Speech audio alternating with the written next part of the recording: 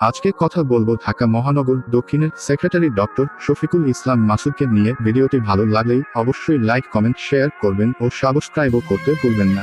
শফিকুল ইসলাম মাসুদ একজন বাংলাদেশী রাজনৈতিক ও সামাজিক কর্মী। তিনি বাংলাদেশের জামায়াতে ইসলামীর ঢাকা মহানগরী দক্ষিণের সেক্রেটারি হিসেবে দায়িত্ব পালন করছেন। তিনি রাজশাহী বিশ্ববিদ্যালয় থেকে বাংলা ভাষা ও সাহিত্যের সম্মান ও স্নাতকোত্তর ডিগ্রি অর্জন করেন এবং একই বিশ্ববিদ্যালয় থেকে পিএইচডি লাভ করেন। শৈশব থেকেই তিনি ইসলামী ছাত্র শিবিরের সঙ্গে যুক্ত ছিলেন এবং বিভিন্ন সময়ে এর নেতৃত্ব দিয়েছেন, যার মধ্যে শিবিরের কেন্দ্রীয় সভাপতির দায়িত্ব অন্তর্ভুক্ত ছিল।